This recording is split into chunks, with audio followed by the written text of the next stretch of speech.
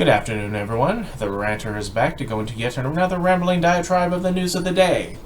And I think as a topic of my incoherence today is going to be centered around the January 6th committee findings and the reactions of Donald Trump and those around Donald Trump.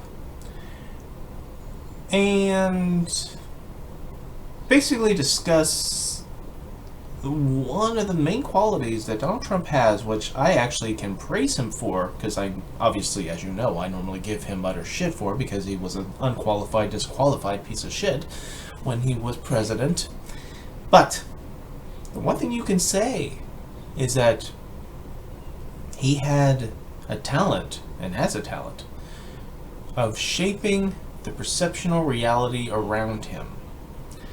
Now, I don't know in reality if that is a good thing or a bad thing, because when you think about it, it is creating for yourself a reality that may not jive with the actual reality that we are all living on this plane of existence. But first, let's go into what we have seen so far in the January 6th committee findings. They did a little prime-time 8 o'clock at night showing, and another one a few days later at 10 a.m. And regardless of like the hype and the media drama involved on this, because I know Fox News was whining about it, and people were like going, "Oh, it did better ratings." And it's like, does this even matter? Personally, I didn't like the idea of doing this like kind of prime time, because it is the same thing as my criticism of calling this whole situation the big lie. That's a media spin. That's a media branding. Doing this committee findings, which is supposed to be a serious thing, as kind of a, what would you call it? It's kind of a hook for people to come and watch. It seems show business, than it actually being something, serious adults are discussing. But on the flip side of the coin, I guess you could say that we're in this age where, adults are no longer really supposed to be in control, are they? I mean, we're supposed to live in this candy land of where facts don't matter, or even if they did matter, we don't want to look at facts because that goes against our narrative, and we want our narrative better than our facts. And you can have the argument of saying both sides do this, but we're not going to do that. We'll acknowledge that, we'll caveat that, we'll set that aside, because we're going to be talking about one side doing this. Now, from what we've seen so far, is that from the findings where they redo the videos of all the footage of the attack on the Capitol, they show the testimonies of those that they actually were able to get behind the scenes and have an actual conversation with, outside of those who were flailing and trying to get the lawyers to prevent things for them to sit down with the committee. I don't want to. Those who did, including various Trump lawyers, and including including his own daughter and Bill Barr, there's one theme, one thread that goes through all this, is that they themselves knew the election was lost. He lost it. They knew it. And for the lawyer's point of view, and for Bill Barr's point of view, what they were doing was placating him. Trump kept asking them to go after this conspiracy theory, go after that conspiracy theory, try to nail this down so that we can prove that the election was stolen, that this was election fraud. And each time these people were carted out and sent out to find this evidence, they found none. The evidence that they found that there was no fraud. And each time they come back to Trump with this evidence of there being nothing, he sends them out to do it again on another angle of another conspiracy theory, or another angle of another conspiracy theory, and so forth, and so forth, and so forth. So, what this leads us to believe that his lawyers, the Attorney General at the time, and his own daughter knew that it was over, tried to convince him that it was over, and he refused to acknowledge it. And the more people got more rational with Trump on this situation, the more they were being pushed away from his orbit. So that was only the crackpots, only the people that were feeding Trump conspiracy theories was allowed to be inside this new inner circle. In a way, it almost reminds me of how President Nixon's own inner circle shrunk as time went on, where he had Haldeman, Ehrlichman, John Dean, I think Mitchell, forgive me if I'm not getting that one right. But he had an inner circle of people that surrounded him, that followed his instructions, backed his play. But when the events of Watergate came down, and the various other things that was going on during the Nixon administration, people were set up as fall guys, and that the inner circle went smaller and smaller and smaller. Well, the same thing like that is happening with Trump, though I'm going to give Nixon much more credit than Trump. So, there's a crowbar separation between the two. And isn't it sad to say that Nixon is better?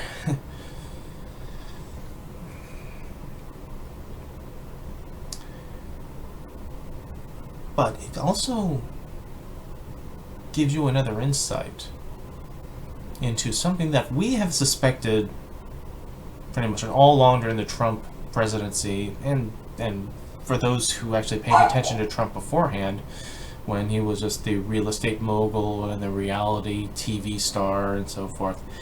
First, in the little bit of a point when it comes to the reality TV, that was perfect for Trump, because he, throughout his entire professional life, was making reality TV or reality newspapers. Because the big thing that comes from Trump, and I said this at the onset, he is good at controlling the perceptional reality around him. Let me illustrate something, and what I mean about perceptional reality, because perceptional reality is the picture that you paint, and you say, this is true, this is fact, this is our reality. Now, whether that what they present is actually truth or factual or actual reality will always be a matter of conjecture to everybody else around them, except for this person and the people around this person who gain benefit from this person. So let's go like this. Gravity. The most simplest definition of gravity that we go all the way back from Sir Isaac Newton is what goes up must come down. That is fact. That is the fact of gravity. Gravity is why that happens. So, little pencil. One went up, went down, because of gravity. This perceptional reality, a person could go, no, that pencil didn't go down. There's no such thing as gravity. What went up must come down? That's not a must. It chose to do that. It totally chose to do that, and I will pay anybody around me to support that and make them beholden to their livelihood to me to agree with me that this pencil didn't drop. I will pay you $50,000, $60,000 to have you tell other people that this pencil, once let go, will not drop. That gravity will not pull this down. That didn't happen. Here's your money. Now tell people it didn't happen. That is perceptional reality. That is where we're going with that. And Gus agrees. Exactly. Anyway.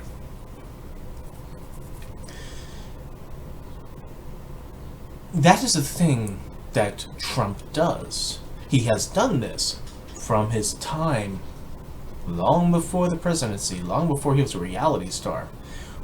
He did that when he was calling into the New York newspapers, pretending to be John Barron, to discuss the exploits and the sexual adventures of Donald Trump so that they could post it because he wanted to see it in the paper. You ever wonder why his youngest son's name is Barron?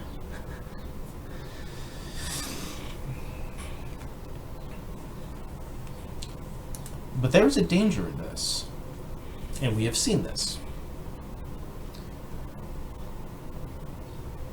For most people, even those people who try to conduct the perception as reality, when reality is right there contradicting you into your face, and responsible people who even conduct this type of behavioral perceptional bullshit,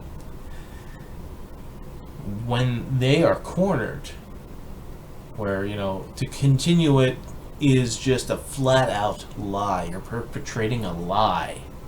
And everybody knows it. People tap out. Most of the time. And if they don't tap out, we kind of wonder if there is like a mental, emotional component involved in not doing so. Trump doesn't tap out. He continues. And it's not just a matter of it being a mental, emotional thing. There could be definitely a component to that. But we find out there's a myriad of reasons why he doesn't tap out. Why this is part of his brand.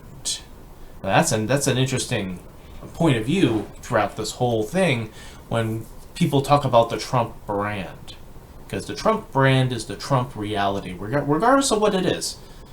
Be it something he says to be true, which is completely false, or what he says about himself, that could be true, or most likely could be completely false, to be the items that he has people buy, or when he puts out product like Trump steak or Trump liquor or whatever the hell, or Trump University, all these, the products that he puts out, the education he puts out, that is all full of shit and baloney.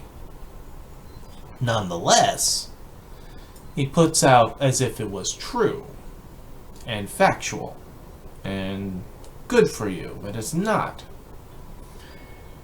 It's good for him. The promotion of his brand is good for him because that's making him money.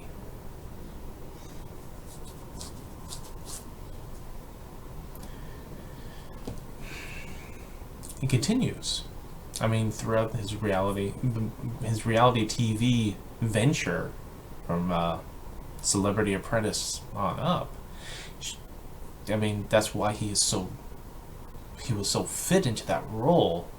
That is a show essentially about creating reality. His reality, to him to be in the big chair in the boardroom. And him firing people for entertainment value. And then, you want to go deeper into that aspect of what was going on, go ahead, but I was never interested in the show to begin with. And not that I had too much I had much hatred of Trump back in that day. I just didn't think about Trump. I always thought when I was, when you were a kid, growing up in the 80s, you would hear the name Donald Trump. But it's like, one of those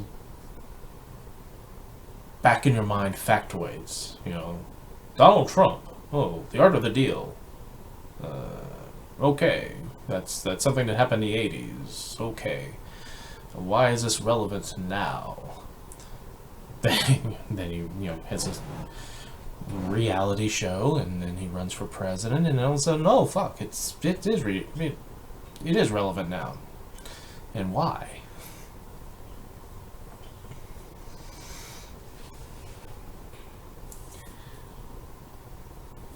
So,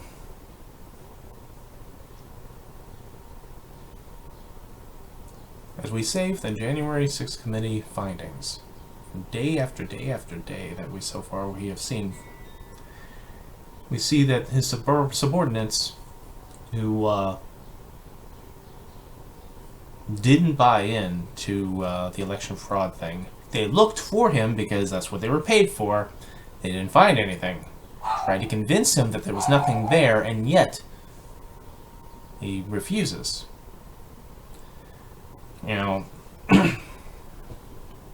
What is the motivation for that? Is it the ego of him just losing to sleepy Joe Biden? Because keep in mind that in 2016 he won the presidency, but he lost the popular vote by significant numbers. He was good in the campaign to go after those states in the middle, demonizing who he needs to demonize, raise up who needed to raise up in order for them to vote for him. And the other caveat fact that Hillary Clinton was a terrible campaigner. I mean, outside of it being in any of her strongholds, that some she even lost, she didn't know or was brave enough to go out beyond her comfort zone to speak to the people that had no true democratic representation, that all they had was scapegoating and demonizing of the other side, which is the left. So, since she was not there to be a representation of the alternative, there was no alternative. Either they believed it, of what was said about her, or what was said about the Democratic Party, or they didn't have another voice there. So,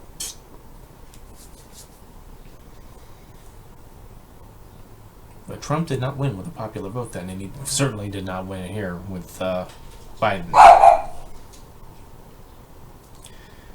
Now, why? Why won't he tap out? Why would he continue perpetrating and perpetrating this continual lie? That is more and more evidence showing it's not true in any way, shape, or form. Like I said, is there a mental, emotional component that he simply does not live in reality? He has shown that he will use his money to pay other people who work for him to cart out the lie.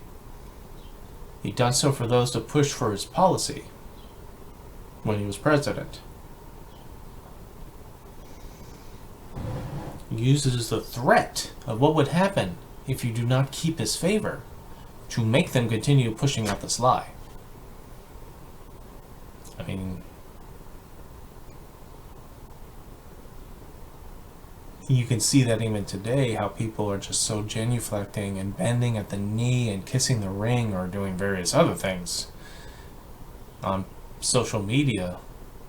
I mean, there was on Twitter, I saw a Republican congressman disgracing himself to say happy birthday to Donald Trump. To the greatest president in my lifetime. qualify that for us. They won't. They won't.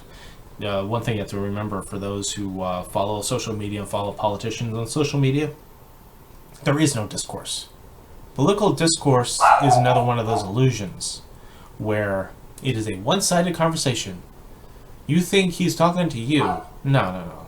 He or she is throwing out their statements, their sound bites, and then walking away. The fact that you can retweet or tweet them back and giving your opinion to them, they're not reading it. It would be very rare that one of these people would tweet you back. And they will do that, in a manner of like, oh, well, I can make a benefit off of this, so I'm going to take their tweet and I'm going to trash that person for tweeting to me what I just said. But they don't even do that. I mean, how many interactions have you had anybody on Twitter of anybody of note? I mean, I'm always happy to see certain people in celebrity, like a tweet of mine or even respond to me. That's cool. But, not politicians. But this guy was like, oh, the greatest president of my lifetime. Okay. So, prior to Trump, there was this other guy. He was a mid-range actor. He spent some time as a sportscaster. He was a governor of California. So what was his name? I think it was called Reagan. Reagan, who for the Republican Party was canonized pretty much as a saint. That, they will say that Reagan single-handedly, all by himself, ended the Cold War. Reagan that brought stability to the country. Reagan that did this. Reagan that did that. You can get into any issues that you have with Reagan. Go ahead, but there's plenty. But I will give Reagan the legitimacy that is deserved for his actions. You can still argue it, but still it's there. Over Trump. And to this one-sided political discourse, Mr. Republican Representative, what did Trump do that makes him greater than Reagan, who was, before Trump, the canonized saint of the Republican Party? This is a one-sided conversation. There will be no answer. But that is also perceptional reality, because that is genuflecting and reinforcing and propping up Trump. You're the greatest of all time! I know I was. Thank you for telling me what I already know. Simply the simple act of you just saying that proves it. That is legitimately making me legitimately the greatest president of all time, simply because you said it, because you were just sucking on my mushroom. Thank you. That is not. That is not reality. For Trump supporters, serious Trump supporters, I mean people who are, serious adults, who can name things in the Trump administration that Trump himself has done, that you can lay credit that Trump himself was doing, please do so. Because I've had conversations with certain Trump supporters on social media who says, he was the hardest working president and you know it. How? Where? Trump claimed that he was going to be so busy working he wouldn't even get to a golf course. Throughout his presidency, he went out and went golfing at least 301 times. The most amount of times any president has ever gone out golfing. Do people have that short-term memory thing where he barely stayed in D.C.? Spent more time in Mar-a-Lago? The majority of the time where he considers himself president, he considers himself that going out on the campaign trail and rallying, even when he was already president. Because he just wants to be out there in front of the crowd.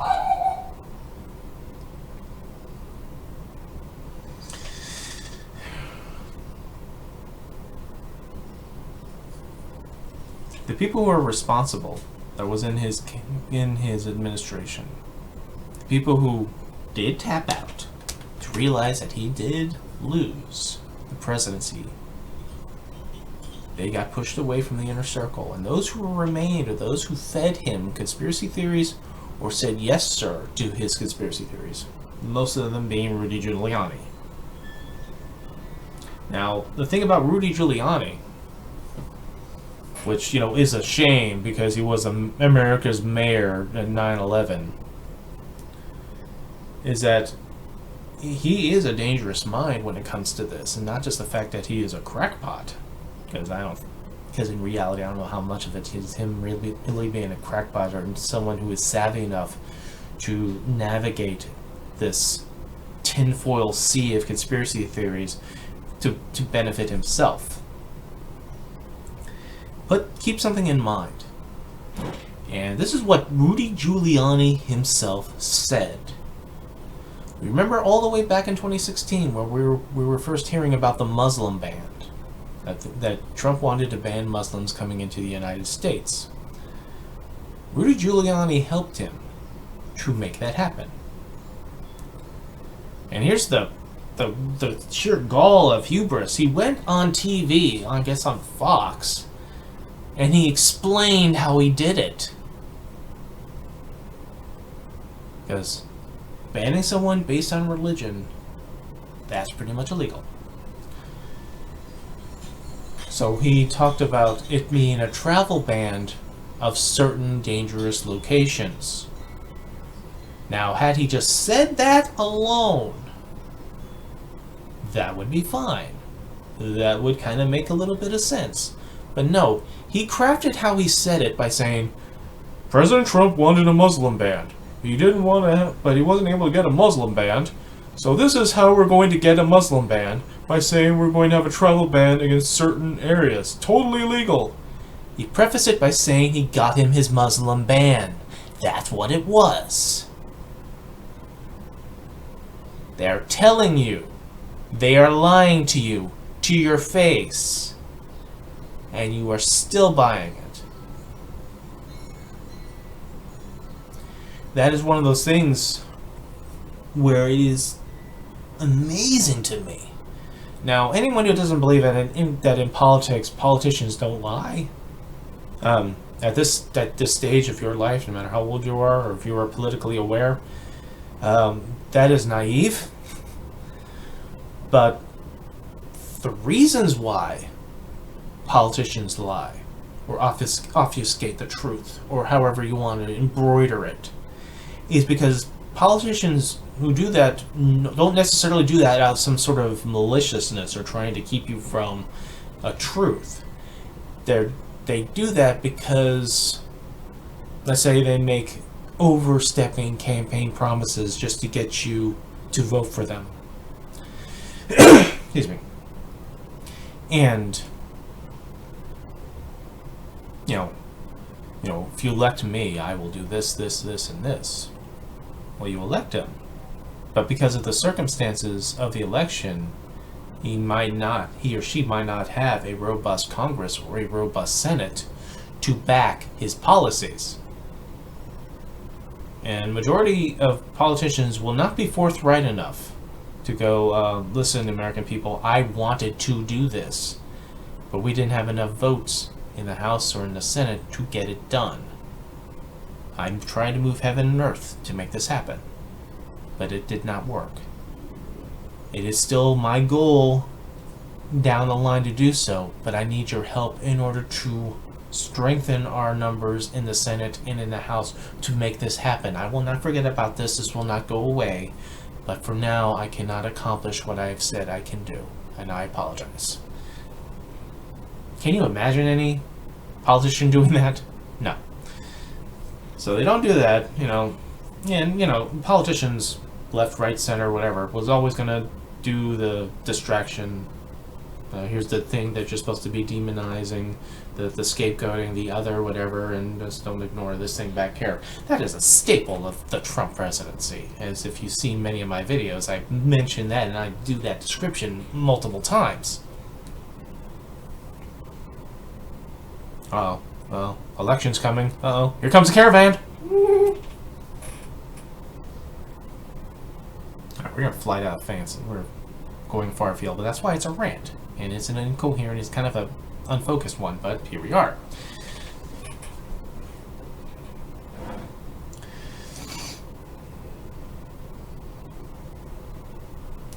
He surrounds himself with what little he has left around him on people who will feed him the conspiracy, comply to his conspiracy, and push his conspiracy. Today I saw that the Texas Republican Party is going to change the language to make sure that they say that Joe Biden was not a legitimate president. Now,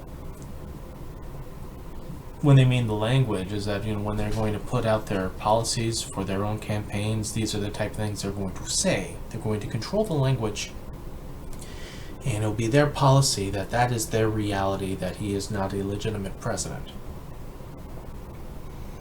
There's no proof of it, but they're going to say it. How many years have gone by since shit like that would not be tolerated in our body politic? I mean, you can make an argument that, this stuff was happening prior to Trump, and maybe that's true in that sense, but not this brazen. Where we're just going to deny reality across the board and just run with it. And that is something that comes from the top. That does come from Donald Trump. When you think about it, I mean, a lot of people want to dismiss Trump supporters en masse. The red hat, Trump merch, just throwing out and parroting everything he says. In every point of view, and just, go to certain rural areas of certain places and you see the Trump flags, and then, the bashing of Biden or whatever the fuck. And you just discount them all. I just don't want to deal with it. I can understand that, 3/4 kind of way of understanding that and kind of agreeing with that, but there is a 1/4 in me that goes, when you isolate somebody and you talk to them, you can tell they know that it's bullshit. But they still go along with it. Enthusiastically goes along with it. And adds to it from their own flavor, but goes along with it. Majority of the time that they ever... You speak to one or two or so of these people, and when they speak to you back, and they do so with the same rhetoric, nearly word for word that Trump says. There's no independent, researching going on here. There is no fact-based, he told the truth because of this and this and this and this. There's none of that. Unless, of course, you talk about the 2000 Mule documentary. Well, I saw that on TV. Where they passed it out, and, if it's on TV, it's true. Perception is reality. But I've come to think that I liken certain Trump supporters to people who are at, an all-night party. They're enjoying the party. They're enjoying it. They don't want the party to end. But they know that the party will end. The party has ended. People are tired. They're on the ground. They're on the floor. They're sleeping on the couch. But the music's still playing. Strobe lighting is still strobing. And the host still thinks the party is on. Well, they don't want to go back to reality. They don't want to go back to their jobs or go home to their wives and family. They want to stay and party. Even if the party is over. The host. Hey, the party is still going on for the host. So, who are we to stop that? I think there's a bit of that in this, because I think everybody, when you get down to it, for those who even you see pictures of them screaming at the media and hating them so much at these Trump rallies, they do have to go home. And then, there is a crowbar separation between that portion of their lives and their reality, of their families, of their work, of them being reasonable people. And my dog's continuously barking is going to be my background sound. But because of Trump and his refusal, or not acknowledgement, maybe it's just not even refusing, he's just simply not going to, that just doesn't enter the mind of not just giving up the ghost here. That, he lost the election and there was no fraud to it. Maybe these people see that and they live vicariously through that because, hey, he was president of the United States. And he's allowed to continue to live outside of reality. That he's continued to allow people to push his bullshit without there being any kind of consequence. Because if they, in their lives, at their homes, and their jobs, if they tried to push out the bullshit that he was pushing out, there would be consequences. There'd be some consequences at work, maybe even to the point of firing. There'd be consequences at home with their wives or their husbands, depending. If it was pushing some bullshit that affects their relationship. But there's Trump. Like a reality-bending, twisted locomotive, not even on the tracks. They talk about a train wreck. It's like the train falls off the trestle, hits the ground, doesn't wreck. Still goes. Should have wrecked. There was jagged rocks down there. It should have wrecked. But it bounced like rubber and it continues on. And I was like, wow. He continued on. And so therefore, if he can do that, so I can. So they hitch on the bandwagon, continue to hitch on the bandwagon, push the same stuff that he does, parrot the same stuff that he does, because why not? And you see how broad a field of the supporters are. I mean, from the QAnon people who are waiting in Dallas for John Kennedy Jr. to show up so that he could officially become Trump's vice president, to them actually showing up in D.C. for OG JFK to show up, who would be, 106 years old? That's the fan base for Trump. Not all the Trump supporters. But I get, when you pull back, and you consider yourself a Trump supporter, and you support him because of, some financial policies, or maybe some social policies, but you do so in a responsible way, that, or just that I'm a Republican, he's kind of a Republican, so that's close enough. That's really not an Obama or a Biden or whatever.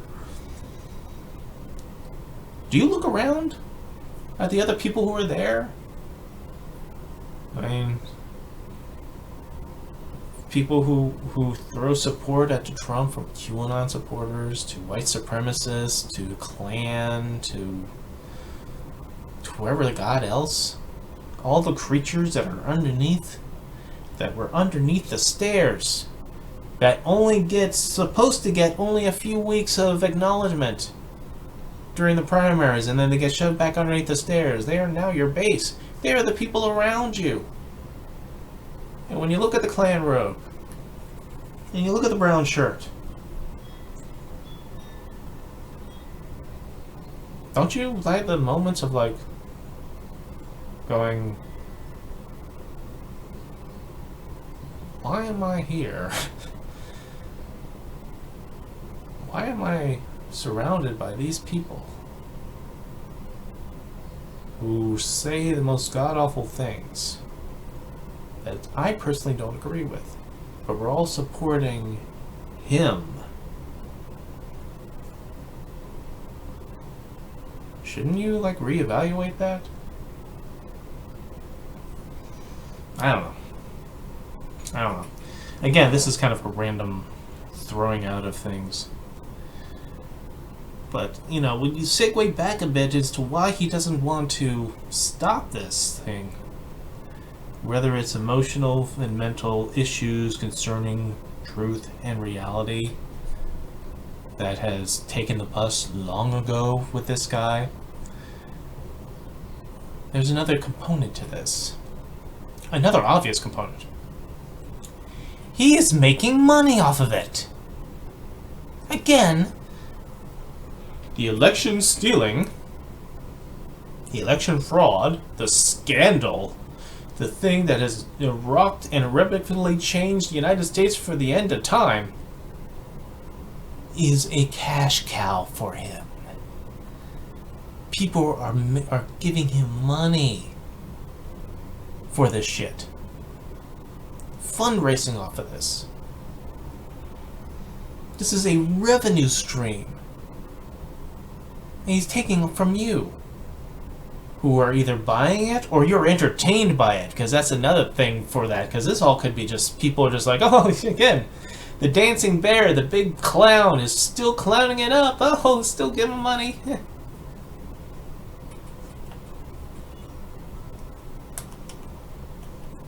Because for those people who are enabling this,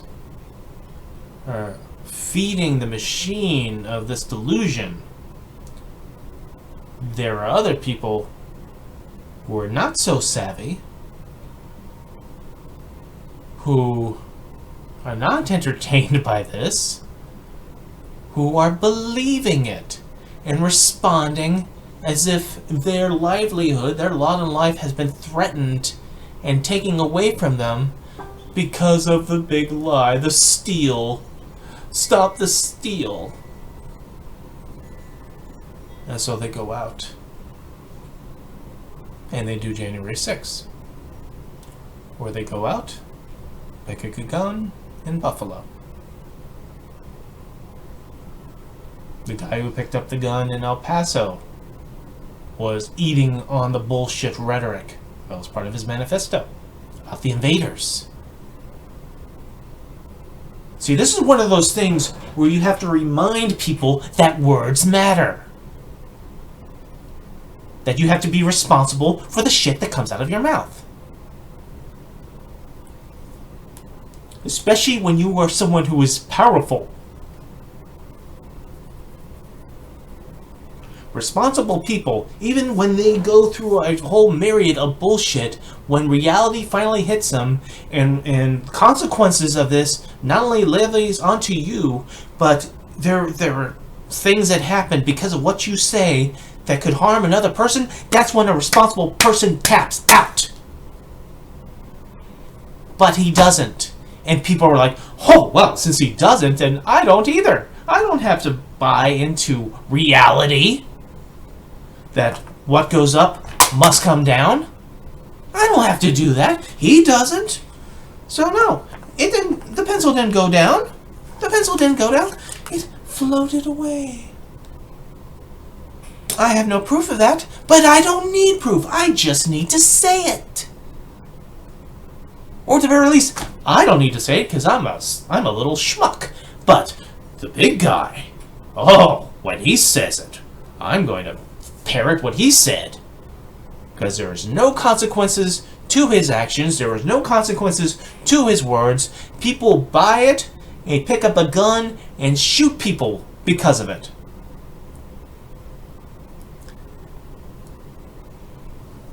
And there's no responsibility for that on him. And the immediate knee-jerk reaction is, well, that shooter was insane. He's mentally ill. Well, this has nothing to do with the gun. It certainly, God forbid, has nothing to do with the rhetoric that fed into him. It was just, he was a crackpot. Because again, no consequences, no responsibility for the words that are coming out of his mouth.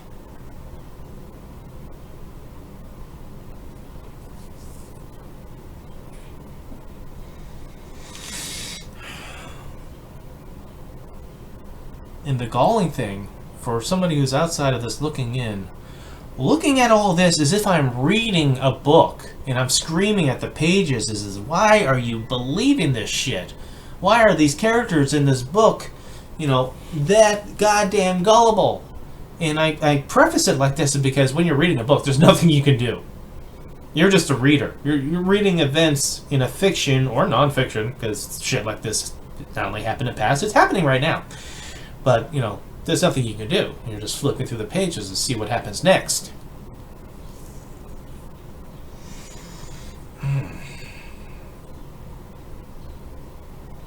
But it galls me, as a person who's looking outside, looking into this. He's lying to you. He's been lying to you for years. Now, maybe some of the lies, fits into a world view or a social view or a whatever the fuck view that allows you to, vicariously say, oh, well, the invaders are out there, the migrants, yeah, put them in cages, rip the kids from the family. Hey, Obama did that. Yeah, well, when Obama did that, he wasn't promoting it. He wasn't proud to go out there on stages. Hey, I just separated all these people for the name of the country. Hey! That is a shit action, regardless who does it. But at least he didn't promote it as a positive, as Donald Trump did and the Republicans did, like Lindsey Graham, who just looks at these people in detained cages and just, they can stay there for 400 days, I don't care. Migrants. Not even illegals, just people showing up at the border.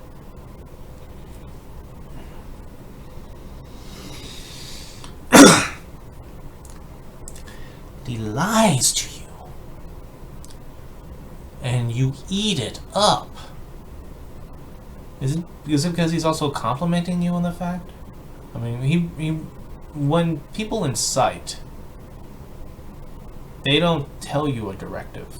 This is why one of the things is that is always going to be an issue and is going to be a problem for the January 6th committee in order to get a referral for the DOJ to do anything with Trump, is that Trump didn't say anything direct. Compliment the people, compliment himself, obviously. But, what was going on? You're the victim. I'm not the victim. I'm a billionaire. So, whatever. But they're robbing you of me as president. They're taking away your choice of me being president. This is them doing that to you. I don't know. Maybe we should all go walk over to the Capitol while they're doing the certification and just express ourselves. You don't say anything direct. And, but, imply it enough. You have to remember that the people that showed up in January 6th, weeks in advance, from what we understood of what was said on Parler and various other social medias, is how, well, this was going to be a 1776 moment. This was going to be a revolution. Trump himself says this is going to be wild. In the speeches on January 6th, those who were speaking was revving the crowd up more and more and more and more. And then Trump, with the crescendo, says that we all should walk over there. I will go with you. He did not. But I will go with you, and we will go over to the Capitol.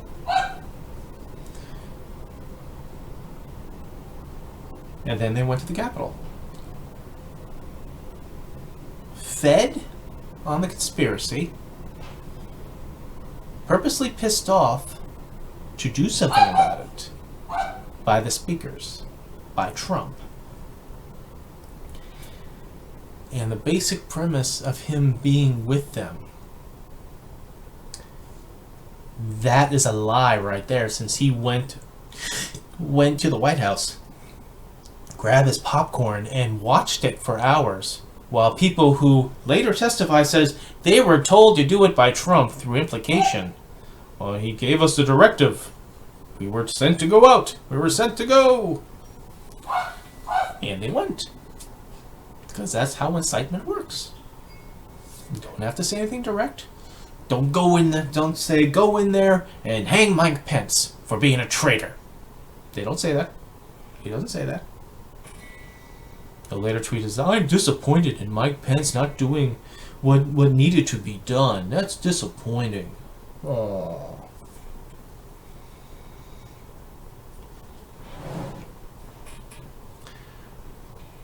Trump has responsibility in this. There has to be consequence. And if there isn't consequence to Trump and to Trump allies that are pushing this bullshit, what does that say about us?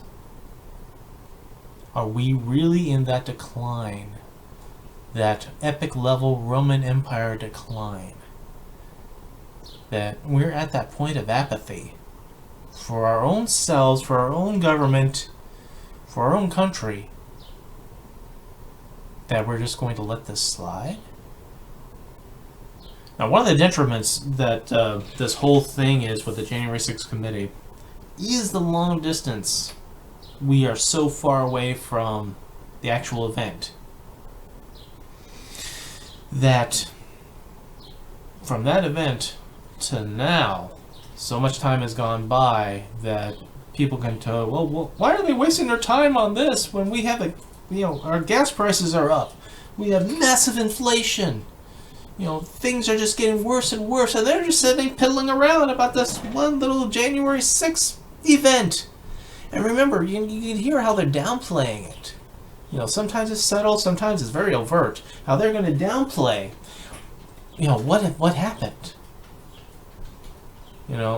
It came to the point where Stephen Colbert's late night crew, they did a bit which was authorized at the Capitol. Then afterwards, his production crew was still there, doing recordings, whatever, and they got arrested for it.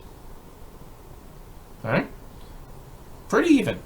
That's not anyone like oppressing anybody or whatever. That was a factual. They stayed there too long. That the authorized time was over. They needed to get out. They didn't get out. They got arrested. Tucker Carlson goes on his show and says, well, that's a coup. That's an insurrection. Because he's trying to equate Stephen Colbert's crew with January 6th. He's trying to link, the levels of January 6th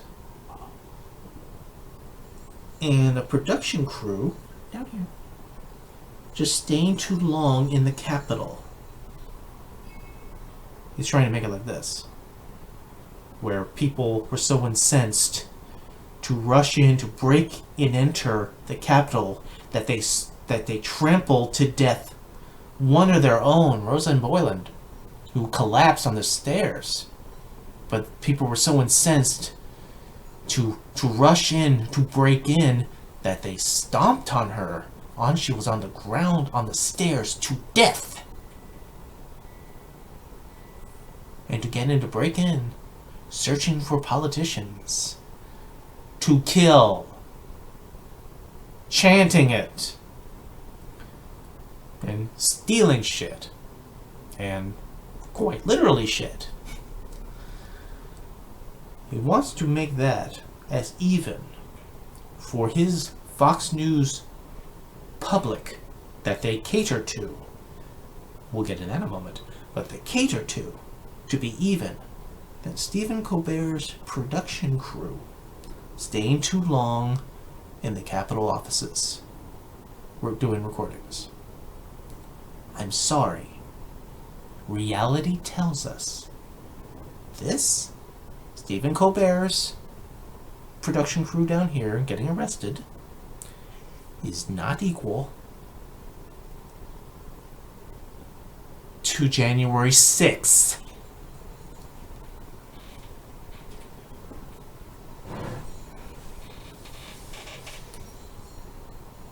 Fox News refused to air live the January 6th committee findings, and given some of their personalities as being named in it, and they already aired texts of the various times that some of these hosts tried to plead with Trump to stop the bullshit because he had the ability to stop it.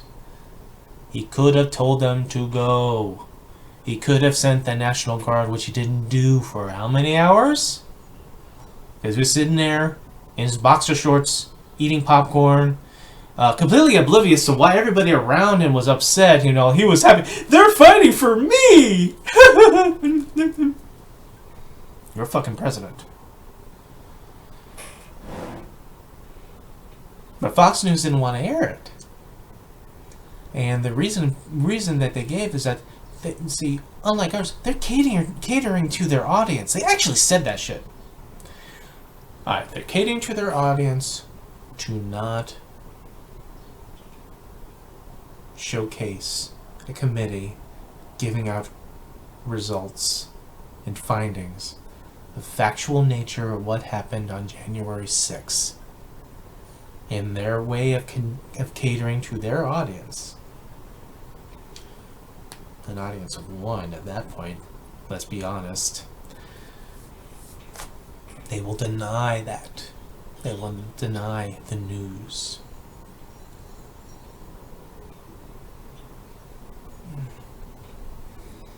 There is so much more to go into this, which maybe I'll do at a later point.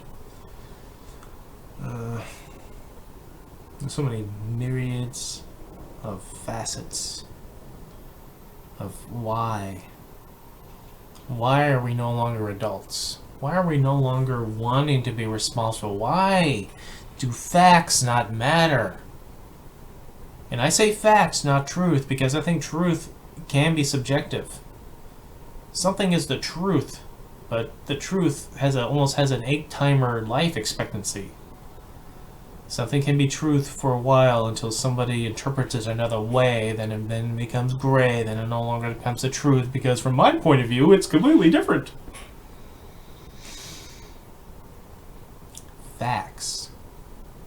Provable facts. They so don't want to matter. Through the 2020 election runoff, before the election was even voted on, Trump was whining about voter fraud. Do people forget this? Do they think they have short-term memory? They're just the memory of a fly. To forget that he said that for weeks and months before November. And then said it up to now. Because that is the Trump brand.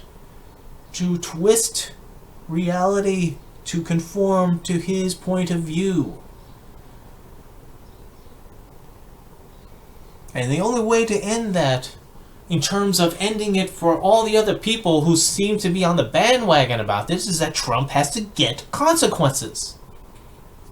And if he doesn't continuously get anything for consequences, then people will continue to go, oh, well, since he doesn't have to face the music, neither do I. I will continue to go out there with my little red hat and my star-spangled Speedo and whatever the fuck, and I will continue to spew the bullshit because it's fun. And I will continue to get people mad and get myself mad over stuff that does not exist, that is no factual basis, and just so I can live vicariously out of this guy who nothing happens to him when he says this shit.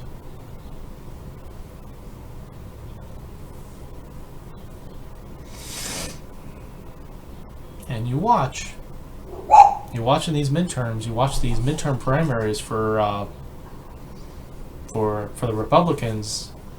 You know,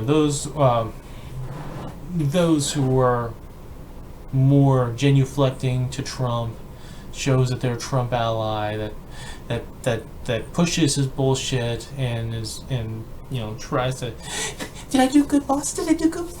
Those people, you see them when they win their primaries. You can tell the agenda is floating here, and those who are not even doing like the Congress or Senate, but those who are doing like the other municipal jobs in these states, like Attorney General. The suspicion is that they will do what they can to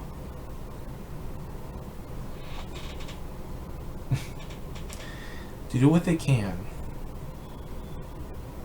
to perpetuate the election bullshit, and then get the control that they need to make sure that they can control the results themselves. Like they tried to do with Rudy Giuliani, as we've seen in these multiple emails and these multiple texts, that they wanted their own electors to throw out votes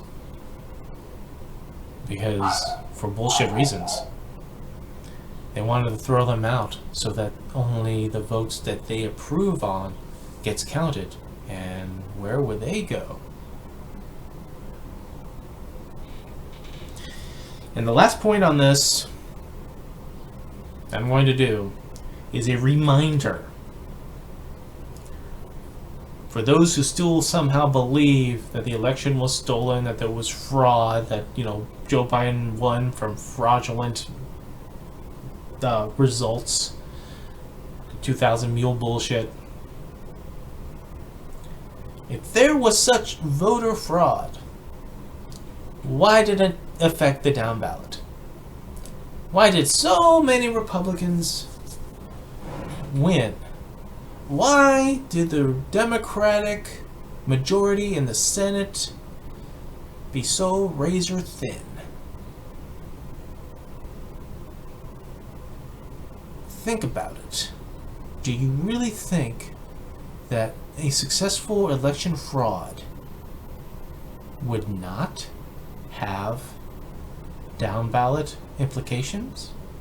Do you think they were so happy that they manipulated and tilt the scales for Joe Biden to win the presidency that they didn't bother to give him a robust Senate or House so that his policies can be pushed and succeed?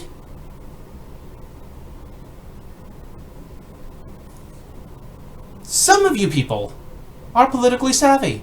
Some of you people know about civics, about the functionality of our government, what it requires of 3 branches. And you're still going with this.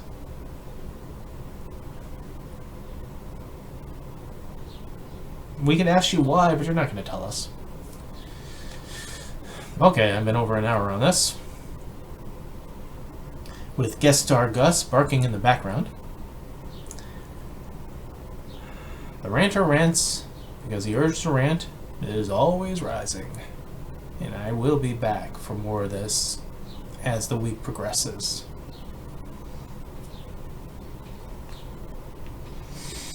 But until then, enjoy your Sunday. Happy Father's Day. Enjoy life. Be kind to people around you. Be respectful. Be patient.